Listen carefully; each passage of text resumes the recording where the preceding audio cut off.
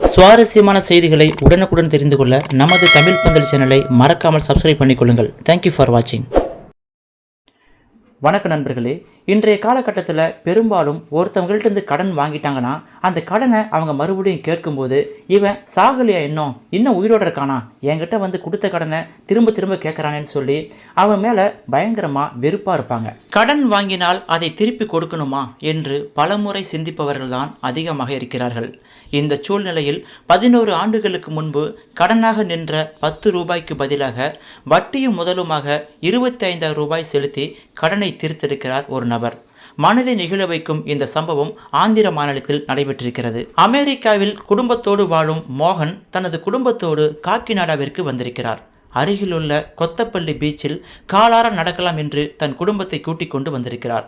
மோகனுக்கு 10 வயதில் ஒரு மகனும் 8 வயதில் ஒரு மகளும் இருக்கிறார்கள். அந்த கடற்கரையில் சாத்தையா என்பவர் வறுத்த வேர்க்கடலை விற்று கொண்டிருந்தார். அப்போது மோகனின் மகளுக்கும் மகனுக்கும் வேர்க்கடலை சாப்பிட வேண்டும் என்று ஆசை வந்திருக்கிறது. அப்பா, எங்களுக்கு வேர்க்கடலை வேணும், வாங்கித்தாங்க என்று கேட்க, சரி ஆளுக்கு ஒரு பொட்டலம் வாங்கிக்கோங்க என்று சொல்ல, சாத்தையாவும் மோகனின் மகனுக்கும் மகளுக்கும் ஆளுக்கு ஒரு பொட்டலம் வேர்க்கடலை கொடுத்திருக்கிறார். வேர்க்கடலையை தனது பிள்ளைகள் வாங்கி ஆசையாக உண்பதை பார்த்து மோகனுக்கு மனசு முழுக்க மகிழ்ச்சி.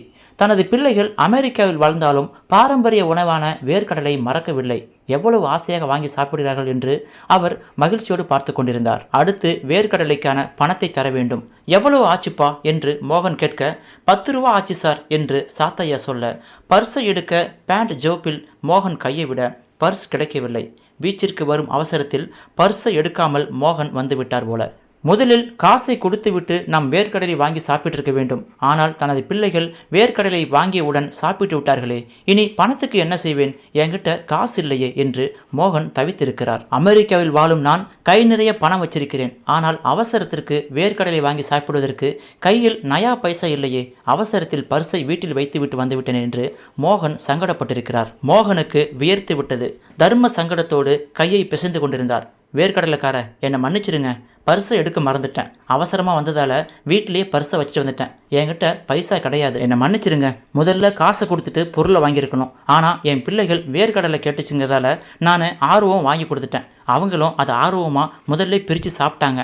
இப்போ என்கிட்ட காசு கிடையாது, நாளைக்கு வந்து கொடுக்கட்டா என்று தர்ம சங்கடத்தோடு மோகன் நெளிந்து கொண்டிருந்தார். சார், அதுக்கு என்ன சார், பரவாயில்ல சார், குழந்தைகள் தானே, பாருங்க எவ்வளவு பிரியமாக சாப்பிட்றாங்க, வேர்க்கடலை சாப்பிடு சார் என்றவாறு சாத்தையா அங்கிருந்து, நாளைக்கு ஒன்றும் தர வேணாம் சார், இதுக்காக ஒன்றும் வர வேணாம், எப்போ வந்தால் கொடுங்க, அதுக்காக நீங்கள் மெனக்கட்டுலாம் வர வேணாம் என்று சொல்லிவிட்டு வேர்க்கடலை வண்டியை தள்ளி கொண்டு சென்று விட்டார் சாத்தையா. மேற்கொண்டு வியாபாரம் பார்ப்பதற்காக வேர்க்கடலை வண்டியை தள்ளி கொண்டு போன அந்த சாத்தையா கிட்ட, ஐயா கொஞ்சம் நிற்கிறீங்களா, உங்களை ஒரு ஃபோட்டோ எடுத்துக்கிறேன் என்று வேர்க்கடலை வண்டியோடு சாத்தையாவும் சேர்த்து ஒரு ஃபோட்டோவை எடுத்தார் மோகன். சார், எதுக்காக சார் ஃபோட்டோ எடுக்கிறீங்க என்று அப்பாவித்தனமாய் கேட்டார் வேர்க்கடலை வியாபாரி சாத்தையா. அது ஒன்றும் இல்லைங்க, நல்லவங்களை பார்த்தா எனக்கு ரொம்ப பிடிக்கும், நீங்கள் ரொம்ப நல்லவங்களா இருக்கீங்க, நாங்கள் அமெரிக்காவில் வாழ்ந்துக்கிட்டு இருக்கோம், இந்தியாவுக்கு ஒரு வேலையாக வந்தோம், உங்களை போல நல்லவர்களை நான் ஃபோட்டோ பிடிச்சி ஞாபகம் வச்சுக்குவேன், அதனால தான் ஒரு ஃபோட்டோ எடுக்கிறேன் என்று தான் கொண்டு வந்த கேமராவால் வேர்க்கடலை வியாபாரியும் அந்த வண்டியையும் சேர்த்து ஒரு ஃபோட்டோ எடுத்துக்கொண்டார் மோகன். வீட்டுக்கு போன மோகன் அடுத்த நாள் மெனக்கிட்டு அந்த பீச்சுக்கு வந்து பார்க்குறாரு. இன்னைக்கு வேர்க்கடலை வியாபாரிக்கிட்ட அந்த காசை கொடுத்துடணும்னு சொல்லி அவர் மறக்காமல் வந்து பார்க்கும் பொழுது அங்கே வேர்க்கடலை வியாபாரி சாத்தையா வண்டியோடு காணவில்லை. என்ன அது, அந்த கடலை வியாபாரியை ஆளையை காணுமே, வண்டியும் காணும் ஆளையும் காணும், எங்கே போயிருப்பாரு என்று ரொம்ப நேரமாக அங்கே வெயிட் பண்ணி இப்போ வருவார், இந்த காசை கொடுத்துடலான்னு சொல்லி மோகன் வெயிட் பண்ணியிருக்காரு. ஆனால் கடைசி வரைக்குமே அந்த வேர்க்கடலை வியாபாரி அங்கே ஆளையை காணும். பொழுது இருட்டி விட்டதால் மோகன் வீட்டுக்கு ஏமாற்றத்தோடு வந்தார். பிறகு அடுத்தடுத்து வேறு வேறு வேலைகள் மோகனுக்கு வர அவர் வேலையில் ரொம்பவே பிஸி ஆயிட்டார். அதுக்கப்புறம் அவர் அந்த கடற்கரை பக்கமே போகல. அமெரிக்காவிலிருந்து தான் வந்த வேலையை நல்ல விதமாக முடிச்சுட்டு மோகன் அமெரிக்காவுக்கு கிளம்புறாரு. இருந்தாலும் அவரால் மறுபடியும் அந்த பீச்சுக்கு போக முடியல. வேர்க்கடலை வியாபாரிகிட்ட நாம் 10 ரூபா கொடுக்க வேண்டியிருக்கு. தன் பிள்ளைகள் ஆசை தீர வேர்க்கடலை வாங்கி சாப்பிட்டாங்க. அவரும் அன்போடு, இருக்கட்டும் சார், 10 ரூபா தானே, அதுவும் இல்லாமல் குழந்தைகள் ஆசையாக சாப்பிட்றாங்க, நீங்கள் ஒன்றும் பணம் தர வேண்டாம் அப்படின்னு சொல்லிட்டு அந்த நல்ல மனுஷன் போனார். அவருக்கு நம்ம அந்த 10 ரூபாயை கொடுக்க முடியலன்னு சொல்லி ரொம்பவே மன வருத்தத்தோடு தான் மோகன் அமெரிக்காவுக்கு கிளம்பி போறாரு. அமெரிக்கா வந்த போதிலும் சாத்தையாவுக்கு 10 ரூபா கொடுக்காமல் வந்துவிட்டமே என்ற ஒரு குற்ற உணர்வு மோகனை வாட்டி வதைக்கிறது. எத்தனையோ பேர் மனசாட்சி இல்லாமல் நடந்துக்கிற இந்த சூழ்நிலையில் அந்த வேர்க்கடலை வியாபாரி என்கிட்ட எவ்வளோ அன்பாக பேசினார், என் குழந்தைகள்கிட்ட எவ்வளோ அன்பாக இருந்தார். அதுவும் இல்லாமல் வியாபார நோக்கோடு அவர் வியாபாரம் பண்ணாமல் 2 பிள்ளைகள் சின்ன பிள்ளைகள் சாப்பிட்டுமேன்னு சொல்லி அன்பாக பரிமாறினாரே, அந்த நல்ல மனசு எங்கே கிடைக்கும் அப்படிங்கிற மாதிரி மோகன் தினம் தினம் அந்த வேர்க்கடலை வியாபாரியை நினச்சிக்கிட்டு இருக்காரு. அமெரிக்காவிலிருந்து மோகன் தன்னுடைய சொந்த ஊரான காக்கிநாடாவுக்கு ஃபோன் போடும்போதெல்லாம் மறக்காமல் இந்த விஷயத்தை கேட்பாராம். அதாவது கடற்கரையில் கடலை விற்கிற அந்த வியாபாரியை பற்றி கேட்காம இருக்க மாட்டார். அந்த சாத்தையாங்கிற வியாபாரியை பார்த்தீங்களா அப்படின்னு கேட்கும் பொழுது அதுக்கு சொந்தக்காரங்களே, எப்பா இதெல்லாம் ஓவராக தெரியலையா, 10 ரூபா சமாச்சாரம், இதுக்கு அமெரிக்காவிலேருந்து ஃபோன் போட்டு அடிக்கடி கேட்டுகிட்டு இருக்க, அந்த ஆள் இங்கே தான் தெரிஞ்சுக்கிட்டு இருப்பான், அதை விட்டுட்டு ஏன்பா 10 ரூபா சமாச்சாரம் தானே நாங்கள் கொடுத்துட்றான்னு சொல்லும் பொழுது இல்லை அதுக்காக இல்லை, அது 10 ரூபா சமாச்சாரமாக இருந்தாலும் அவர் மனசு ரொம்ப பெரிய மனசு, அன்னைக்கு நீங்கள் அதை பார்த்துருக்கணுமே, எவ்வளோ அன்பாக பார்த்துக்கிட்டாரு அப்படிங்கிற மாதிரி மோகன் தன்னுடைய நன்றி உணர்வை அடிக்கடி காட்டுவாராம். காக்கிநாடாவில் இருக்கிற தனக்கு தெரிஞ்சவங்கள்ட்ட சொல்லி எப்படியாவது அந்த கடலை வியாபாரி சாத்தையா கிட்ட சொல்லி எனக்கு ஃபோன் பண்ண சொல்லுங்க என்று சொல்லியிருக்கிறார். ஆனால் அவர்களால் கடலை வியாபாரி சாத்தையாவை கண்டுபிடிக்கவே முடியவில்லை. 10 வருஷம் ஓடிடுச்சு. அதுக்கப்புறம் ஒரு முறை இந்தியாவுக்கு வந்த மோகன் சாத்தையாவை கடற்கரையில் தேடியிருக்காரு. ஆனாலும் கடலை வியாபாரி சாத்தையா அங்கு காணவில்லை.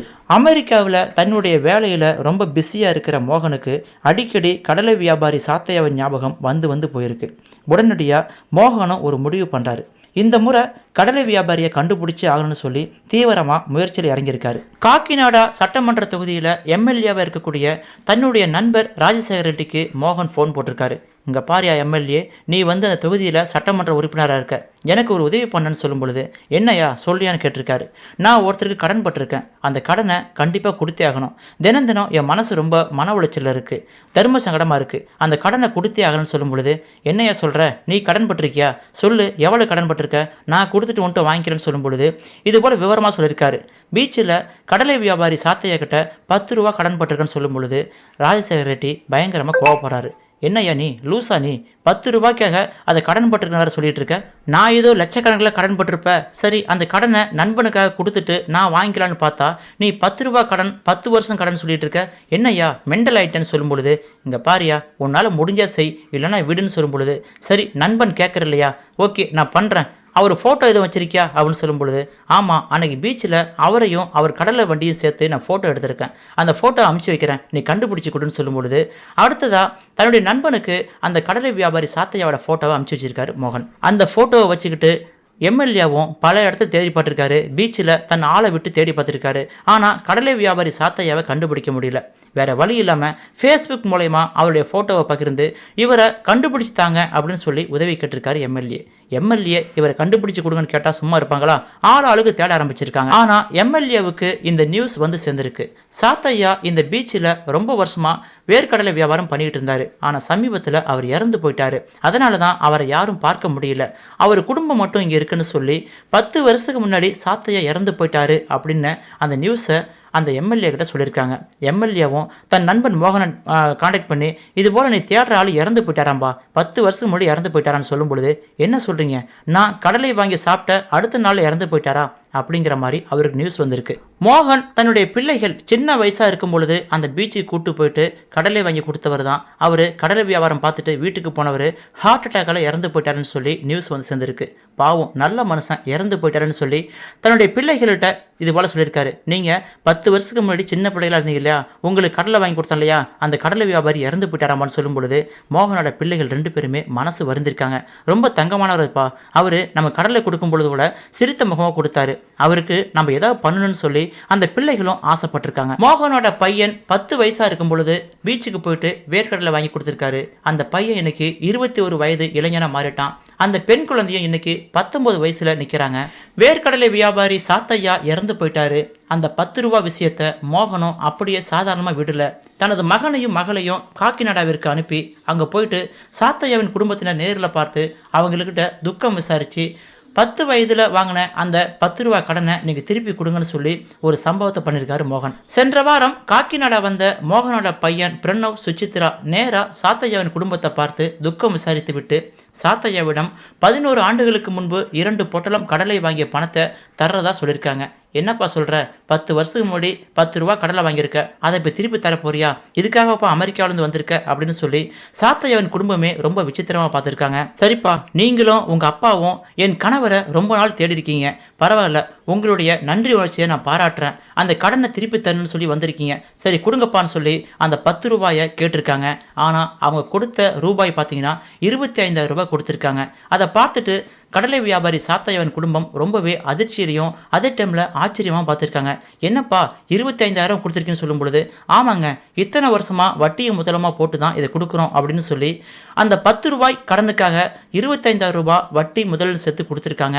எங்கள் அப்பா தான் இந்த பணத்தை கொடுக்க சொன்னார், எங்கள் அப்பா இதை சொன்ன உடனே சந்தோஷப்பட்டாருன்னு சொல்லி அந்த 25,000 ரூபாய் பணத்தை கொடுக்கும் பொழுது அந்த கடலை வியாபாரி குடும்பம் ரொம்ப நெகிழ்ந்து போயிட்டாங்க. 10 ரூபாய்க்காக இத்தனை வருஷம் கழிச்சு அந்த நன்றி உணர்வோடு அந்த கடனை தீர்த்த மோகனோட கடமை உணர்ச்சியை பார்த்து சாத்தையாவோட குடும்பம் ரொம்பவே நெகிழ்ந்து போயிருக்காங்க. இந்த செய்தி அக்கம் பக்கத்துலலாம் வைரலா பரவி, என்னையாது 10 ரூபாய்க்காக ஒரு மனுஷன் கடமை உணர்வை தவறாம இன்னைக்கு 25,000 ரூபாய் திருப்பி கொடுத்துருக்காரு அப்படின்னு சொல்லி அந்த மோகனையும் அந்த குடும்பத்தையும் அந்த மக்கள் அனைவரும் பாராட்டியிருக்காங்க. இந்த காலத்துல ஒருத்தவங்கள்ட்ட கடனை கொடுத்துட்டு அதை மறுபடியும் கேட்டோம்னா கண்டிப்பா கடன் கொடுத்தவன் செத்து போகணும், அவன் திரும்ப கடனை கேட்கக்கூடாது அப்படிங்கிற மாதிரி நினைப்பாங்க.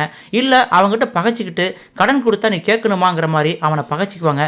இப்படி தான் நிறைய பேர் இப்போ இருக்காங்க.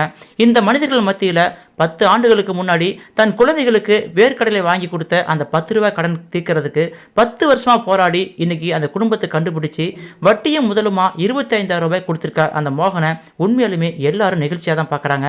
இந்த செய்தியை பற்றியும் இந்த சம்பவத்தை பற்றியும் உங்கள் மனசில் என்ன தோன்றுது அப்படிங்கிறத பற்றி கமெண்ட்ல சொல்லுங்க. அந்த மோகனை நீங்கள் பாராட்ட நினைச்சீங்கன்னா இந்த வீடியோவுக்கு லைக் கொடுங்க. இந்த வீடியோவை பற்றி உங்கள் கருத்துக்களையும் மறக்காம சொல்லுங்க. இது போன்ற நிகழ்ச்சியான சம்பவங்கள், உண்மை சம்பவங்களை உடனுக்குடன் தெரிந்து கொள்ள நமது சேனலை மறக்காம சப்ஸ்கிரைப் பண்ணிக்கொண்டு ஆதரவு தாருங்கள். மீண்டும் அடுத்த வீடியோவில் சந்திக்கலாம். தேங்க்யூ ஃபார் வாட்சிங். சுவாரஸ்யமான செய்திகளை உடனுக்குடன் தெரிந்து கொள்ள நமது தமிழ் பந்தல் சேனலை மறக்காமல் சப்ஸ்கிரைப் பண்ணிக்கொள்ளுங்கள். தேங்க்யூ ஃபார் வாட்சிங்.